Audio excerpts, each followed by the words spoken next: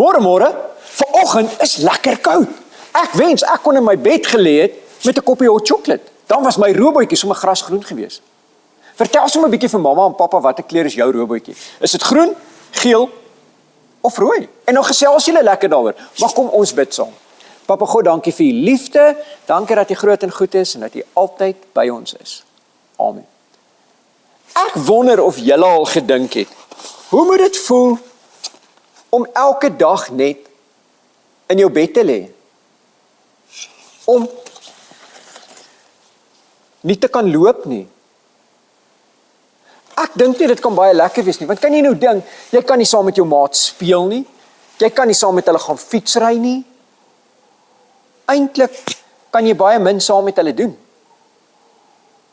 In Markus 2 lees ons van 'n man, 'n verlamde man, wat sy bene nie gewerk het nie, en wat heeldag net op sy mat gelê het.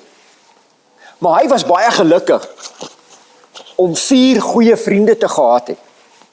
En sy 4 vriende het gehoor dat Jesus in hulle dorpie was. En hulle het al van Jesus gehoor.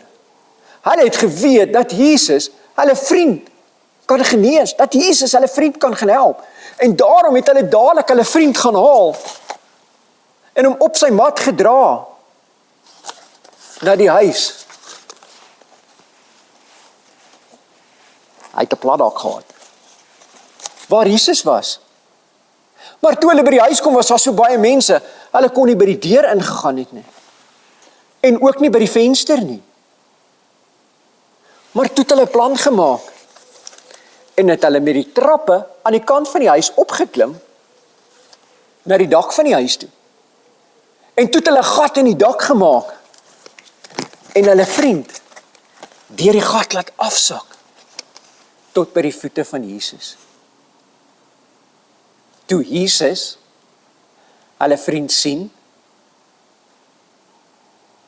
het hy hom innig jammer gekry, en hy het hom gehelp. En Jesus het hom genees. En hy kon loop. Wow, Jesus het vir hom 'n wonderwerk gedoen. Maar ek het al baie keer oor die storie gedink, en dan het ek veral aan die 4 vriende gedink. En ek het vir myself gevra, maar wat maak 'n goeie vriend? En ek het besef, 'n goeie vriend is iemand wat altyd in die goeie en die slegte tye bereid is om jou te help. Galasiërs 6 vers 2 sê, dra mekaar se laste. Help mekaar. Maar vriende help mekaar deur mekaar van Jesus te vertel. Van wat hy vir hulle gedoen het. Hoe hy altyd by hulle is, hoe hy hulle kan help. Vriende, ware vriende, bid saam met mekaar en bid vir mekaar. En ware vriende leer saam om vir Jesus beter te leer ken. So ek en jy moet vir die Here vra om vir ons vriende te gee, wat ons altyd sal help, in die goeie en die slegte tye, wat ons sal help, en vir ons meer van Jesus vertel, wat saam met ons sal bid en vir ons sal bid, wat saam met ons vir Jesus beter sal leer ken. Maar dan moet ek en jy ook 'n vriend wees vir ons maats, wat hulle altyd sal help, wat vir hulle van Jesus sal vertel, wat vir en saam met hulle sal bid, en saam met hulle vir Jesus beter sal leer ken. Kom ons maak ons oë toe. En as jy so met jou oë toe sit, vra vir Jesus om vir jou vriende te gee, wat jou altyd sal help. In die goeie en die slegte tye, wat jou sal vertel van Jesus, wat saam met jou sal bid, wat vir jou sal bid, en wat jou sal help om Jesus beter te leer ken.